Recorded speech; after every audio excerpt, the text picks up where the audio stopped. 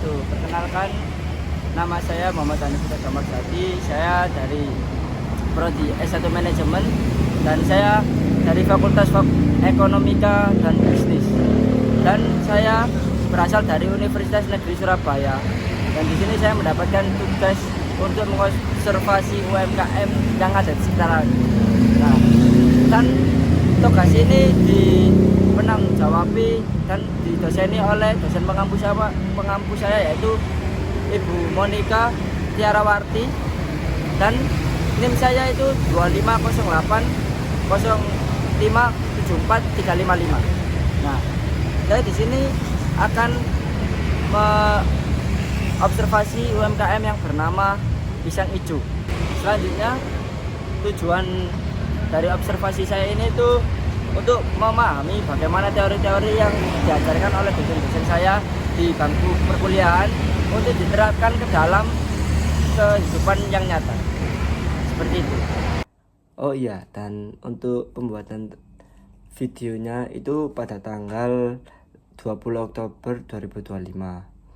Ya, sekian tadi kelupaan teman-teman. Maaf.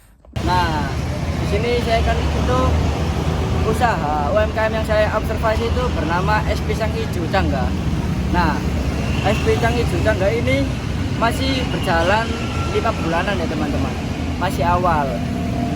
Nah, usaha ini tuh bergerak di bidang kuliner seperti es, camilan begitu.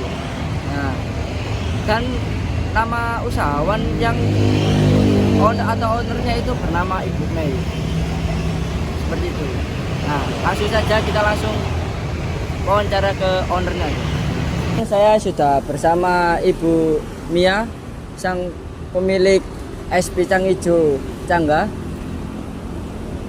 Halo, sore Ibu, mau bertanya tentang bagaimana sih latar belakang berdirinya usaha Es Pisang Ijo ini.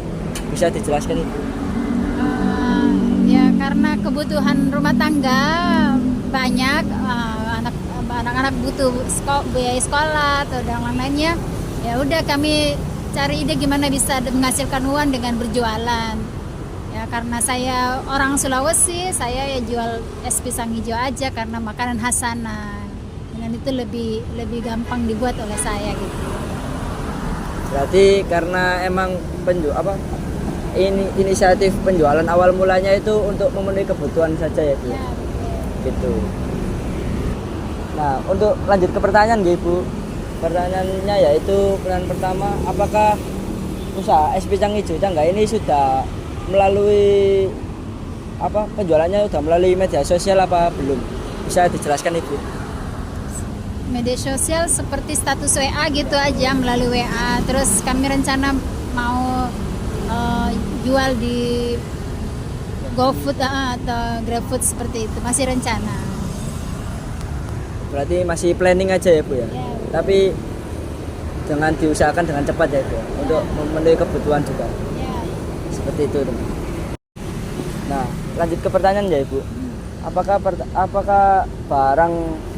bahan baku itu memengaruhi jika ada barang baku yang naik, yang turun, itu apakah memengaruhi usaha operasional yang Anda jalankan Ibu? Mau jelaskan? Karena kadang-kadang harganya berubah, tapi tidak seterusnya, cuma kadang-kadang aja, dan ya mempengaruhi, tapi cuma sedikit aja kok.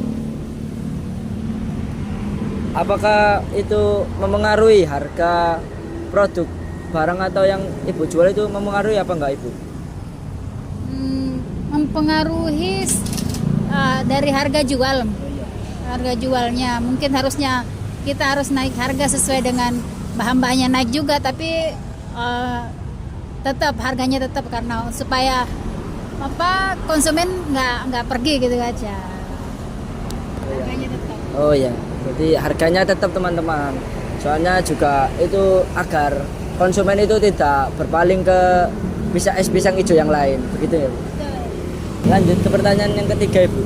Apakah es pisang hijau ini dijalankan oleh Ibu sendiri atau ada keluarga atau kerabat yang membantu? Bisa dijelaskan? Sebenarnya saya sendiri, cuman kadang-kadang dalam proses pembuatannya saya butuh tenaga ya. Yang bantu paling anak-anak aja. Anak-anak kita aja yang bantu. Oh, berarti anak-anak juga membantu dalam produksi awal pembuatan bahan baku juga. Oh, gitu. Jadi tidak aslinya manajemennya sendiri teman-teman, tetapi kadang itu dibantu oleh anak-anaknya Ibu Mai sendiri gitu.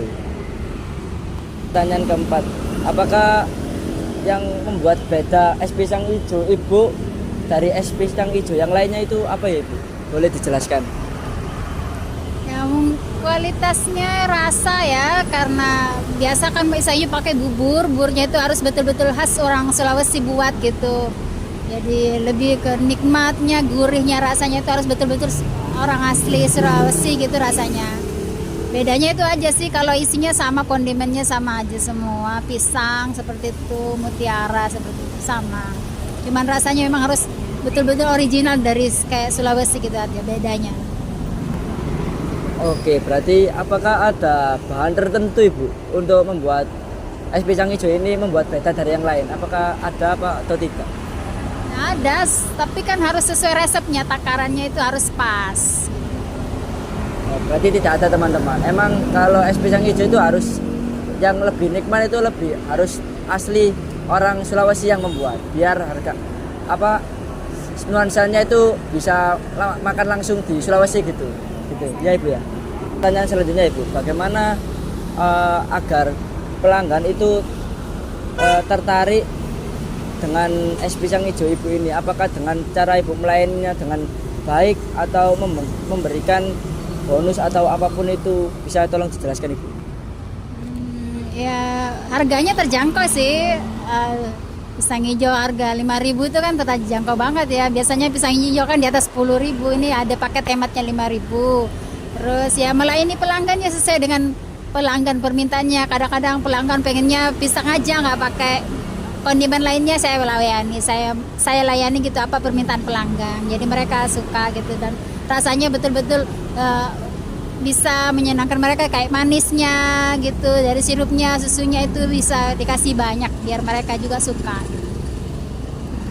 Berarti emang apa? Dari harganya juga terjangkau dan juga apa? Kita itu bisa request juga teman-teman dalam untuk isinya.